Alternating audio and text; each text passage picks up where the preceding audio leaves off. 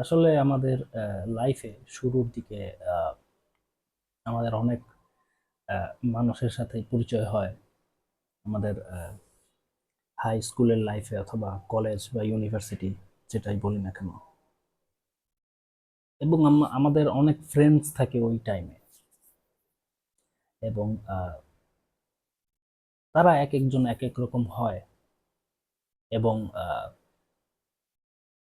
তাদের চারিত্রিক এবং পার্সোনালিটি অনেক ভিন্ন থাকে। এবং তাদের মধ্যে আমাদের কিছু ফ্রেন্ডস ফ্রেন্ডস থাকে যাদেরকে আমরা বেস্ট ফ্রেন্ডস বলে থাকি। এবং আরেকটি স্টেজ আসে আমাদের লাইফে যখন আমাদের ফ্রেন্ডস বা বন্ধুদের সংখ্যা বা বান্ধবীদের সংখ্যা আস্তে আস্তে কমতে থাকে বা ছোট হয়ে যায়। অনেকের ব্যাপারে সেটা হচ্ছে আপনার যখন তারা লোকেশন চেঞ্জ করে তখন এক প্রকার ডিসকানেক্টেড হয়ে যায়। অনেকে আহ, মানে অন্য কিছু কারণে মানে ফ্রেন্ড সার্কেলটা ছোট হতে থাকে। এবং তাদের মধ্যে আমাদের কিছু ফ্রেন্ড থাকে যে তাদেরকে আমরা বলি ফ্রেন্ডলি বা পজিটিভ।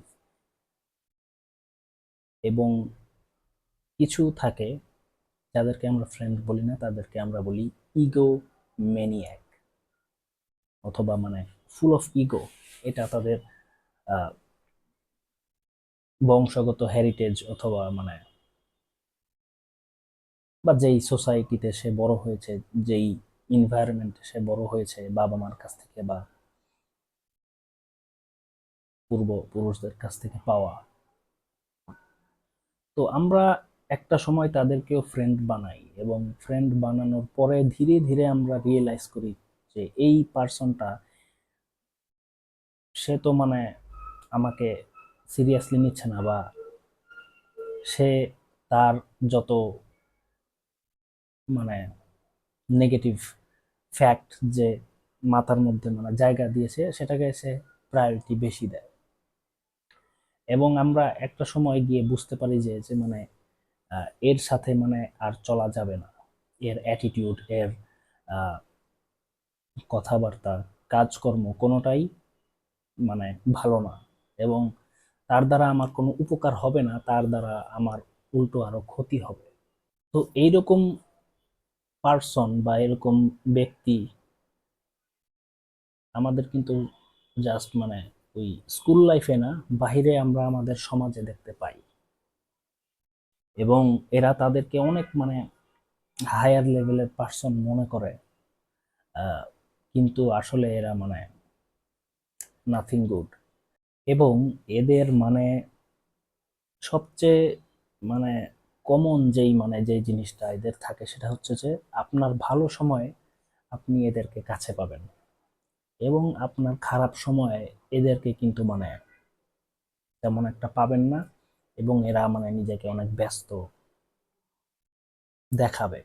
এটা যে শুধু আপনার সোসাইটিতে এরকম তা না, আপনার ফ্যামিলিতেও এরকম কিছু মানুষ পাবেন যারা খুবই স্বার্থবাদী। এবং এদের এদের যেই বৈশিষ্ট্য, এইটার কারণে যে তাদের নিজেদের পার্সোনাল লাইফেও একটা ইফেক্ট পড়েছে, এটা আপনি সরাসরি দেখতে পাবেন। কিন্তু এরা অ্যাজ অলওয়েজ আমাদের দেশে যেই বর্তমান যে এনভায়রনমেন্ট বা যে অবস্থা, সবাই এক প্রকার মুখোশ পরে থাকে, ভালো সাজার ইয়া করে, মানে অভিনয় করে।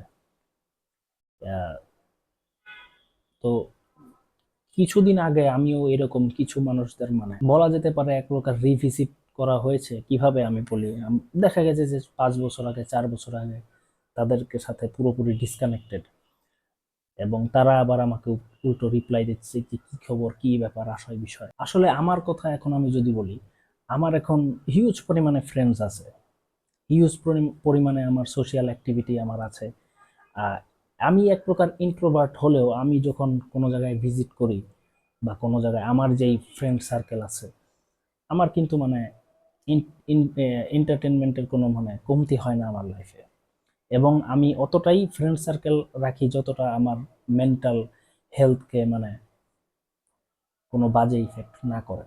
ব্যাপার যেটা হচ্ছে যে এরা এই স্বার্থবাদী যেই মানে নেগেটিভ পার্সন গুলো আছে, এদেরকে যদি আপনি অতিরিক্ত জায়গা দেন, আপনার লাইফকে এক প্রকার হেল করে দেবে। এবং এরা আপনার মানে নিজেদের জন্য কোনটা ভালো বা কোনটা বেস্ট এরা নিজেরাই জানে না, কিন্তু এরা এমন মানে অ্যাক্টিং বা এমন এদের মানে কথাবার্তা দেখলে মনে হয় যে তারা আরেকজন বা আপনার জন্য কোনটা বেস্ট সেটা এটা ভালো করে জানে। বা এদেরকে আপনি যদি মানে সাইকোপ্যাথ বলে থাকেন, ইউ আর নট রং। আসলে এটা আরেকটা সাবজেক্ট, এটা নিয়ে অন্য সময় আবারও কথা বলবো আপনাদের সাথে। সে পর্যন্ত ভালো থাকবেন এবং সুস্থ থাকবেন, মানসিকভাবে এবং শারীরিকভাবে। আসসালামু আলাইকুম।